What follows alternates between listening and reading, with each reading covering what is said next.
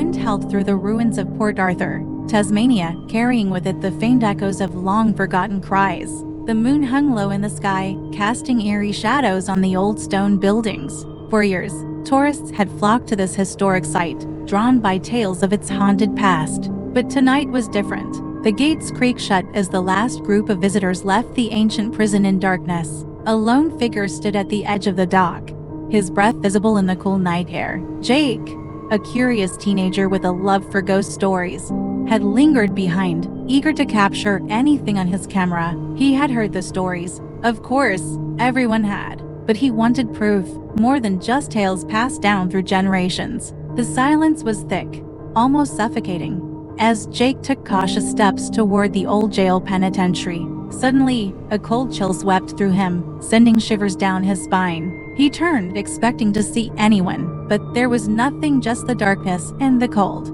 His heart raced as he continued walking, his footsteps echoing in the empty courtyard. Then, out of the corner of his eye, he saw a shadow moving across the wall of the penitentiary. It wasn't the shadow of a tree or an animal, but something else that didn't belong. Jake's breath hitched as he lifted his camera, trying to steady his trembling hands. The shadow moved again, closer this time, and Jake could feel the weight of unseen eyes upon him. He froze, unable to move, as the shadow took shape, forming into a figure with hollow eyes and a twisted expression of pain. Jake's heart pounded in his chest as the figure grew clearer, its presence undeniable. It was a man, or at least, it had been once. Dressed in tattered clothes from another era, the ghostly figure seemed to glide rather than walk. Jake's mind screamed at him to run, but his legs felt made of lead. The figure raised a hand, as if reaching out to him, and a hoarse whisper filled the air, sending a surge of terror through Jake's body. "Help us!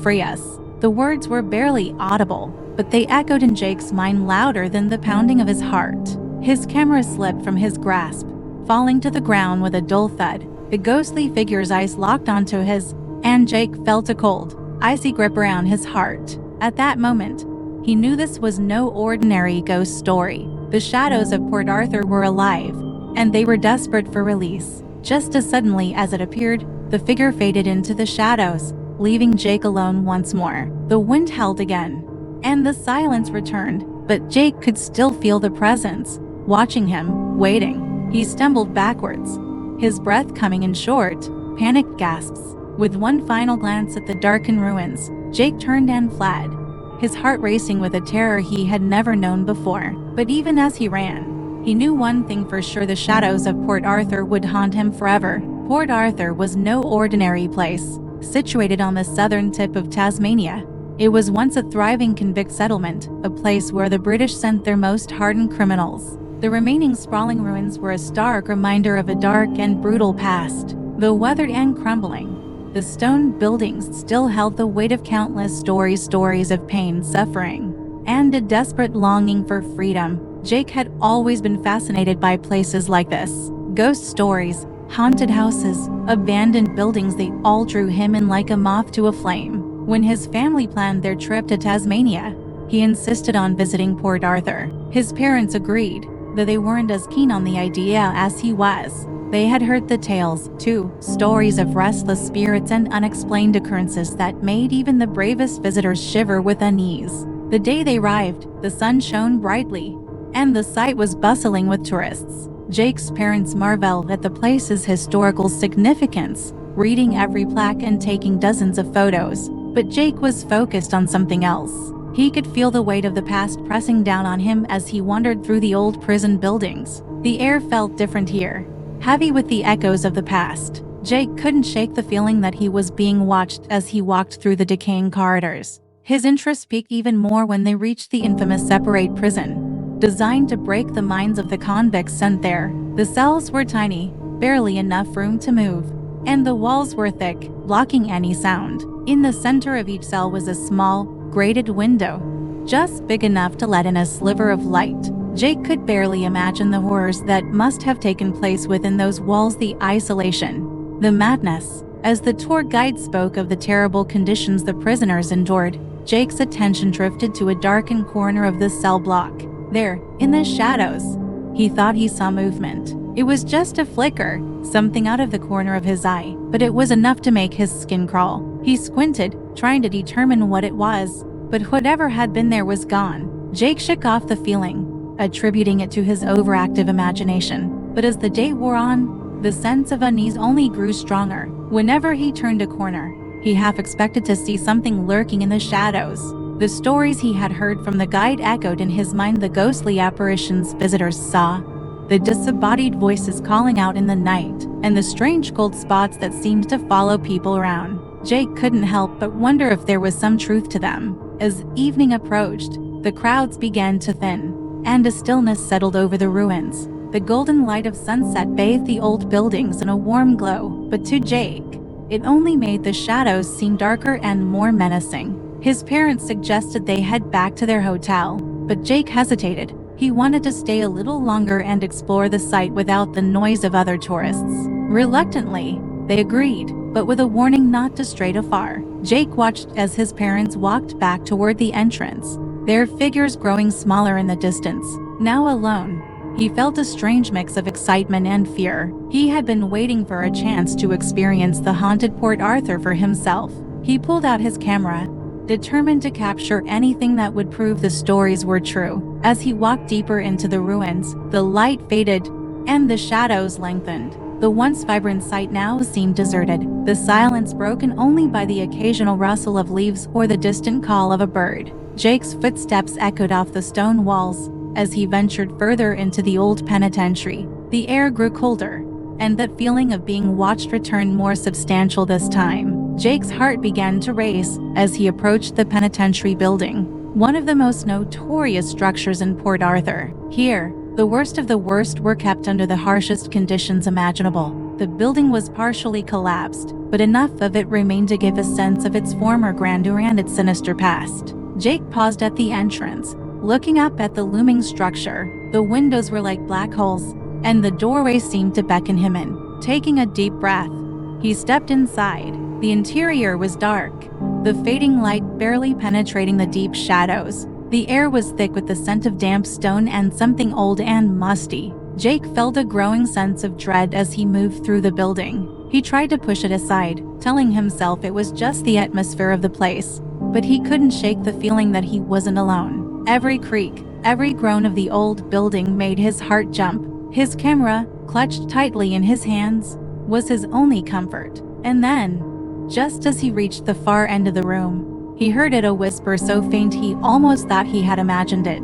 Jake froze, his breath catching in his throat. The whisper came again, this time clearer, but the words were still indistinct. It was a voice filled with pain and sorrow. Jake's hands shook as he slowly turned around, his eyes scanning the room for the source of the sound. But there was no one there, just shadows, deep, dark shadows that seemed to shift and move on their own. His pulse quickened as he realized that he might be standing in the presence of something beyond the realm of the living.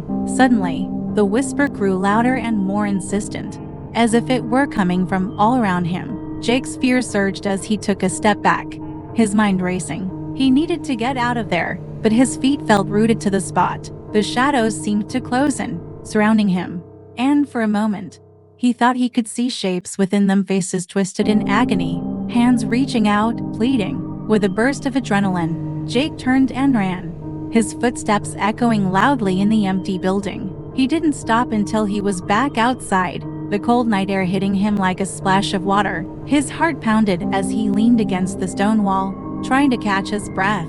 But even as he stood there, he could still feel it, the presence, the lingering fear that clung to him like a dark shadow. He knew then that the stories were true. The ghosts of Port Arthur were real and far more terrifying than he had ever imagined. The following day, Jake woke up with a heavy sense of unease. The previous night's events played over and over in his mind like a nightmare he couldn't shake. He hadn't told his parents what happened, unsure how they would react. Would they believe him, or would they dismiss it as just his imagination running wild? Even Jake wasn't entirely sure what he had experienced, but he knew it was genuine, too real to be a mere trick of the mind. As they sat down for breakfast at the small inn where they were staying, Jake tried to push the thoughts aside and focus on the day ahead. His parents discussed their plans to visit other tourist spots around Tasmania, but Jake's mind was still at Port Arthur. He couldn't stop thinking about the whispering voices, the shifting shadows, and the ghostly figure he had seen. He felt an inexplicable pull, a need to go back and uncover the truth.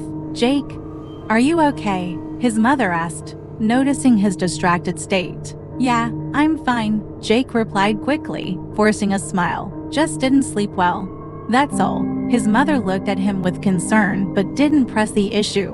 After breakfast, they set off to explore more of Tasmania, but Jake couldn't shake the feeling that he was leaving something important behind. Every moment away from Port Arthur felt like a missed opportunity.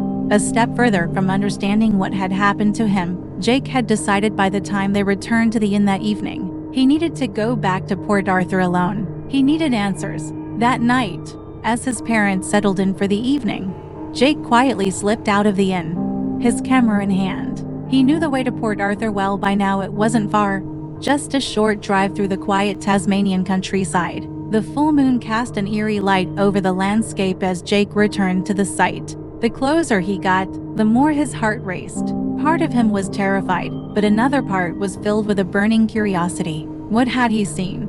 Who or what had whispered to him in the dark? He needed to know, even if it meant facing whatever it was again. When he arrived, Port Arthur was shrouded in darkness, the ruins barely visible against the night sky. The entrance was locked, as expected, but Jake knew there were ways and small gaps in the fence, or places where the old stone wall had crumbled. He found one such spot and carefully slipped through, his breath catching in his throat as he found himself back inside the site. The silence was oppressive, almost suffocating. Every sound Jake made seemed to echo endlessly in the empty ruins. He made his way toward the penitentiary building, his footsteps tentative as if afraid of waking something. The shadows seemed to be watching him, shifting just out of sight. Jake's pulse quickened, but he pressed on, determined to find his sought answers. As he entered the penitentiary, the cold chill from the night before returned, wrapping round him like a blanket of ice. The air was thick, almost hard to breathe, and the shadows were darker and more profound.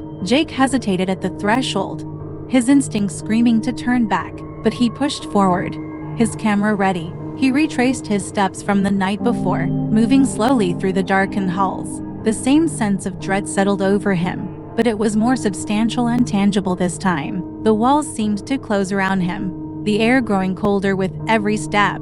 He felt like he was walking into the heart of something ancient and evil, something that had been waiting for him. Then, as he reached the exact spot where he had heard the whispers, the temperature plummeted. Jake's breath came out in visible puffs as he froze, his eyes darting round the room. The silence was broken by a faint, almost imperceptible sound, a soft, distant murmur, like voices carried on the wind. Jake's heart pounded in his chest as he strained to hear, his hands shaking as he clutched his camera. The murmurs grew louder and more distinct until Jake could make out the words, "Help us!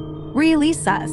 The voices were filled with pain, a deep, resonating sorrow that tightened Jake's chest. He could feel the presence again, stronger this time, surrounding him, pressing down on him. It was as if the walls were alive, the shadows watching him, waiting for him to do something. Suddenly, the shadows seemed to shift, merging into a dark shape at the room's far end. Jake's heart leapt into his throat as the shape moved toward him, slow and deliberate. It was the exact figure from the night before, tattered clothes, hollow eyes, a face twisted in torment. But this time, there was no fading back into the shadows. The figure was actual, solid, coming straight for Jake. Jake stumbled backwards, his mind racing as he tried to understand what he saw. The figure's hand reached out, and for a moment, Jake felt a cold, icy grip around his wrist. The touch sent a jolt of terror through him and something else, a flood of emotions. Not his own, but those of the figure before him. Fear, despair, an overwhelming sense of loss. It was as if the figure was trying to communicate, to make Jake understand something. "Release us," the figure whispered again, its voice hollow and echoing. "Release us from this curse." Jake's eyes widened as the words sunk in. The curse. Could the stories he had heard about the Convict's curse be true? Could these spirits be trapped here, unable to move on, bound to the place where they had suffered so much? The thought sent a shiver down his spine. He had to help them, but how? Before Jake could react, the figure dissolved back into the shadows, leaving him alone once more. The voices faded, and the room grew silent again, but the weight of what he had just experienced pressed heavily on him. Jake knew he couldn't leave things as they were. He had to find a way to release these spirits, to break the curse that held them bound to Port Arthur. But he was just a teenager, alone in a haunted ruin. How could he possibly free them? The task seemed impossible, but Jake couldn't shake the feeling that he was their only hope. He had to try, no matter the cost. With a deep breath, Jake steeled himself for what lay ahead. He knew the journey would be dangerous, but determined to see it through. The shadows of Port Arthur had spoken, and Jake was ready to answer their call, determined to uncover the truth and find a way to release the trapped spirits. Jake spent the following days researching everything he could about Port Arthur and the Convict settlement. His days were filled with visits to local libraries, poring over old records, and talking to anyone who knew the area's history. His nights, however, were spent back at Port Arthur, retracing his steps, searching for clues, and encountering the spirits who continued to reach out to him. The more Jake learned, the more the puzzle pieces fell into place. The convicts sent to Port Arthur were subjected to unimaginable cruelty, solitary confinement, brutal punishments, and a life devoid of hope. Many of them died in despair, their souls never finding peace. According to legend, the curse had been placed upon the settlement by one of the convicts, who had been unjustly accused and executed. His dying words were a vow that no one who suffered as he did would ever find peace, even in death. It seemed that the curse was real. The spirits Jake had encountered were those of the convicts, bound to Port Arthur by the curse and unable to move on. They were trapped in a never-ending cycle of torment, their pain and anger keeping them tethered to the place of their suffering. And now, for reasons Jake couldn't fully understand, they were reaching out to him, begging him to help them break free. One night, as Jake wandered through the ruins, he was drawn to the old chapel. The building was crumbling, its once majestic spire now leaning precariously, but something about it called to him. As he stepped inside, he felt an overwhelming sorrow wash over him, more potent than anything he had felt before. The chapel was filled with shadows, but as Jake's eyes adjusted to the darkness, he saw that he was not alone. Ghostly figures filled the pews, their faces downcast, their hands clasped in silent prayer. At the front of the chapel stood a tall figure dressed in the rags of a convict, his back turned to Jake. The figure seemed to radiate a sense of power and authority, and Jake instinctively knew that this man had placed the curse on Port Arthur. Slowly, the figure turned to face him, and Jake's breath caught in his throat. The man's face was pale and gaunt, his eyes hollow and filled with a deep, burning anger. But there was also something else in those eyes that looked like regret. "You've come," the man said, his voice low and resonant, echoing off the chapel walls. "I've been waiting for someone like you." Jake swallowed hard, his heart pounding in his chest. "Why me?" he asked, his voice barely above a whisper. "Because you see us," the man replied. "You hear our voices. Most who come here are blind to our suffering, deaf to our pleas. But you are different. You can help us." Jake felt a shiver run down his spine. How can I help you?" The man's eyes seemed to bore into Jake's soul, and for a moment, the weight of centuries of pain and suffering pressed down on him. "The curse must be broken," the man said, "but it can only be done by someone who understands our pain, someone who is willing to sacrifice. You must find the place where I was wrongfully condemned, where my blood was spilled. There, you will find what you need to break the curse." Jake's mind raced. He had read about the executions that took place at Port Arthur, but the records needed to be made clearer about the exact location. The settlement was vast, with many hidden corners and forgotten places. Finding the same spot where the curse was born seemed impossible. As if reading his thoughts, the man spoke again. "It will not be easy, but you must try. The longer we remain bound to this place, the stronger the curse becomes. If you fail, the suffering will continue, and our souls will never know peace." The task's weight ahead of him settled on Jake's shoulders like a heavy burden. He felt small and insignificant in the face of the man's intense gaze, but he knew he couldn't walk away. Not now. He had to see this through. "I'll do it," Jake said, his voice trembling but resolute. "I'll find the place, and I'll break the curse." The man's expression softened, and Jake saw a flicker of hope in his eyes for the first time. "Thank you," the man said, his voice filled with genuine gratitude. "You have no idea what this means to us." Before Jake could respond, the figure began to fade, dissolving into the shadows along with the other spirits in the chapel. The sense of sorrow that had filled the air slowly lifted, leaving behind a lingering sadness, but also a sense of purpose. Jake knew what he had to do, but also knew he couldn't do it alone. The task was too great, and the stakes were too high. He needed help. The following day, Jake finally confided in his parents after a sleepless night. He told them everything: the encounters with the spirits, the curse, and the task ahead of him. To his surprise, they didn't dismiss his story. Perhaps it was the sincerity in his voice or the haunted look in his eyes, but they believed him. His practical father suggested they start by exploring the oldest parts of the settlement, where the executions were most likely to have taken place. His mother, more spiritual, believed they needed to find a way to communicate with the spirits more directly to guide them to the right place. Together, they devised a plan. Over the next few days, the three of them combed through the ruins of Port Arthur, searching for any clue that might lead them to the site of the wrongful execution. They visited every building, every courtyard, and every hidden corner, but the settlement was vast, and the answers seemed to elude them. Jake's frustration grew with each passing day. The spirits continued reaching out to him, their whispers growing more desperate and insistent. The weight of their suffering was becoming unbearable, and Jake feared that if they didn't find the right place soon, the spirits would lose hope, and so would he. One evening, after another fruitless day of searching, Jake's mother suggested they visit the Isle of the Dead, a small island off the coast where many of the convicts had been buried. It was a place steeped in death and sorrow, a place where the boundary between the living and the dead was thin. The following day, they took a small boat to the island, the water eerily calm as they approached. The island was quiet, the graves overgrown with weeds and moss.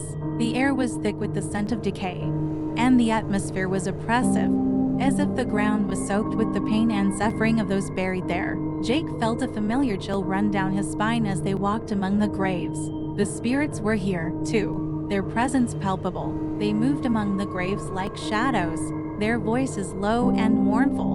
But there was something else here, something stronger, darker, a presence that seemed to emanate from the heart of the island. Jake's heart raced as he followed the feeling. His parents close behind. The path led them to a small clearing with a single, unmarked grave. The earth around it was disturbed, as if something had been unearthed, but then hastily covered again. Jake felt a surge of energy as he approached the grave, a sense of recognition that made his heart skip a beat. "This is it," he whispered, his voice trembling with fear and excitement. "This is where it happened." His parents exchanged a worried glance, but they trusted Jake's instincts. Together, they knelt by the grave, their hands resting on the cold, damp earth.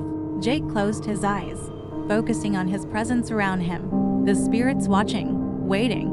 "This is where the curse was born," Jake said softly, "and this is where it must end." Jake began to dig with trembling hands, his fingers clawing at the earth.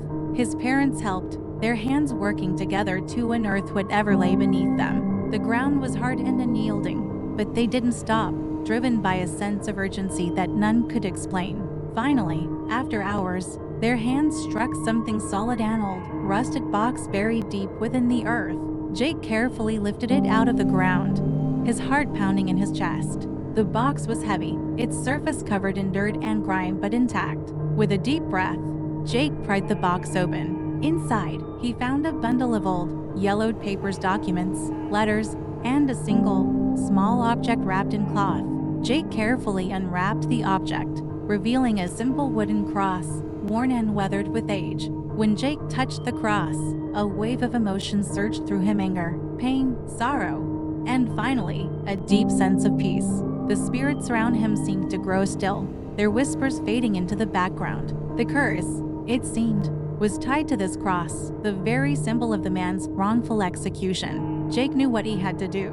He took the cross and held it high, speaking aloud the words that had been burning in his mind since the moment he touched the box. "By the power of this cross, I release you from your suffering. Your pain is over. Your souls are free." The air around them seemed to shift, the weight of the curse lifting like a heavy fog. The spirits began to fade, their forms dissolving into the light. The man's voice echoed in Jake's mind one last time, filled with gratitude and peace. "Thank you. We are free."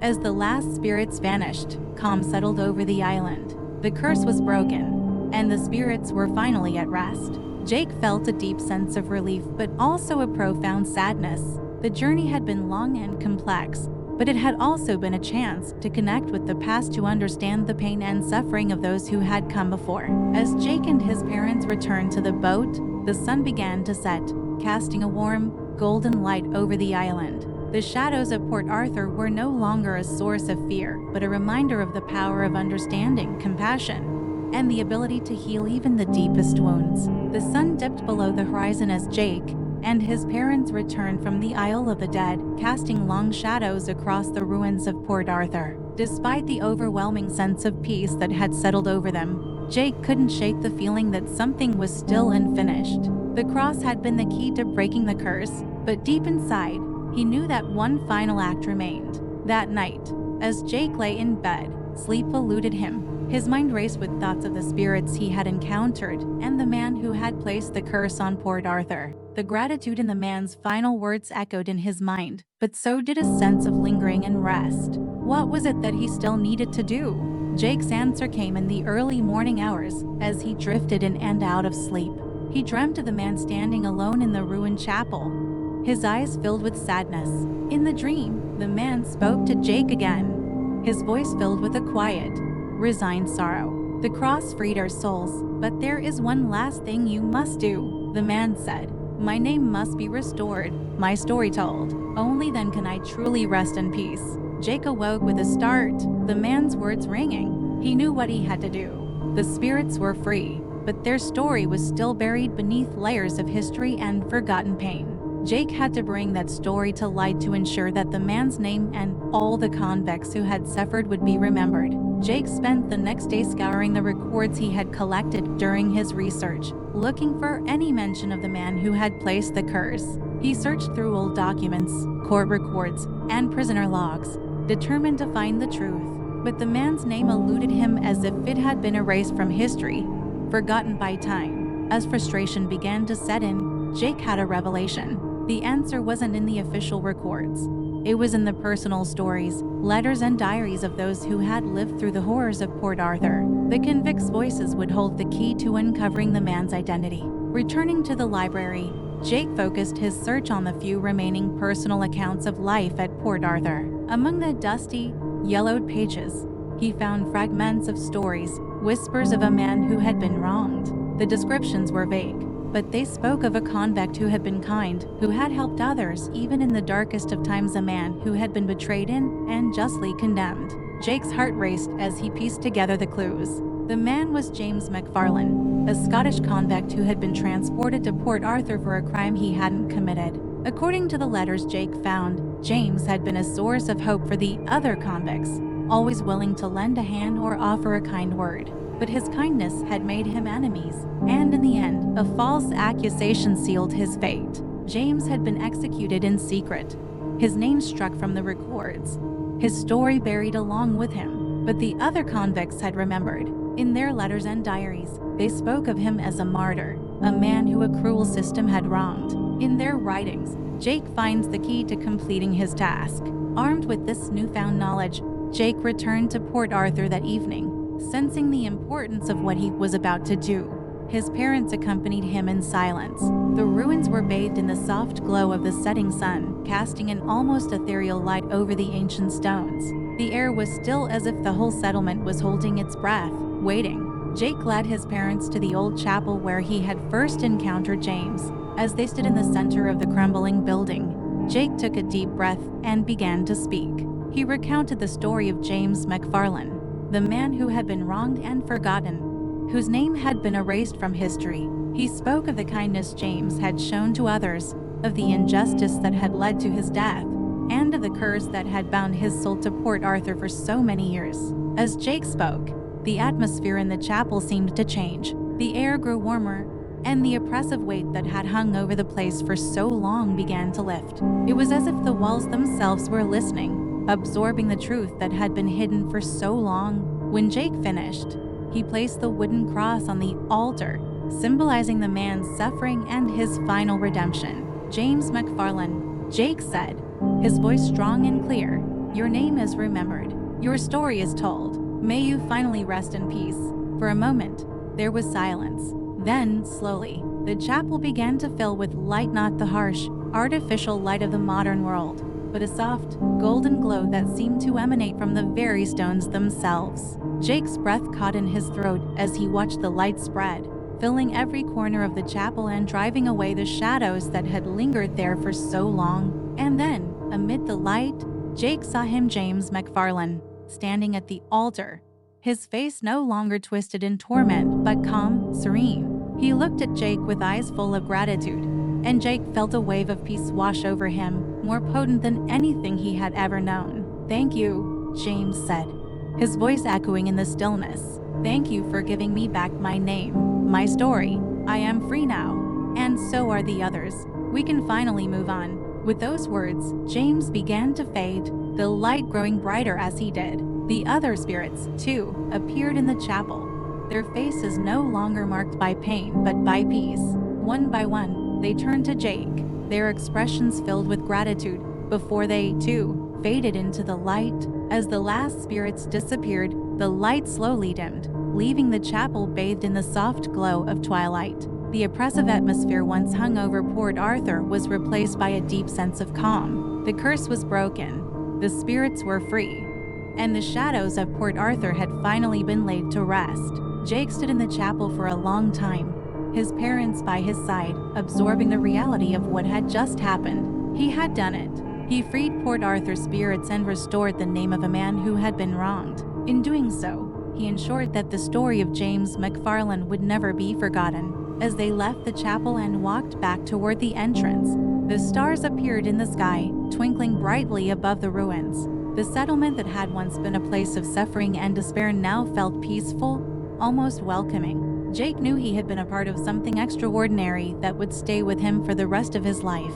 And as they drove away from Port Arthur, leaving the shadows behind, Jake couldn't help but smile. The story was over, but the memories and the lessons would remain. The spirits of Port Arthur had found peace, and so had he.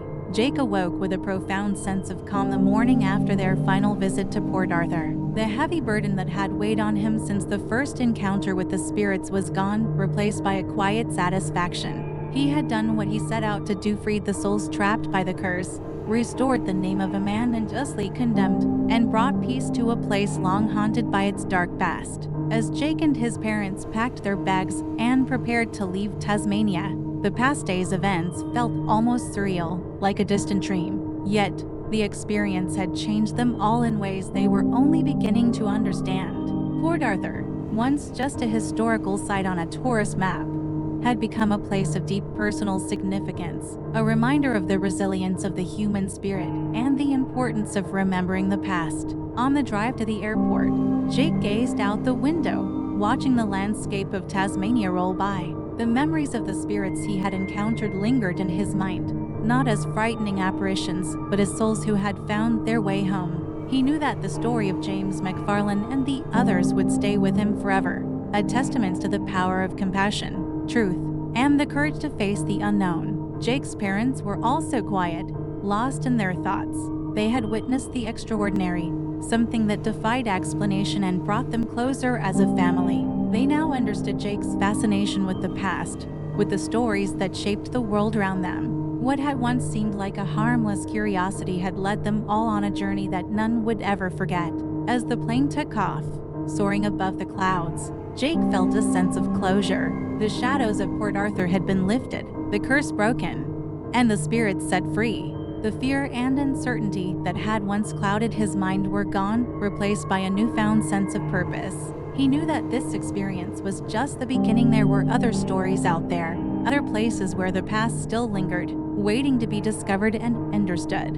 Back home, life returned to normal. But Jake was different. He had grown, not just in courage but in understanding. The world was full of mysteries, some dark and frightening, others waiting to be uncovered by those who dared to look beyond the surface.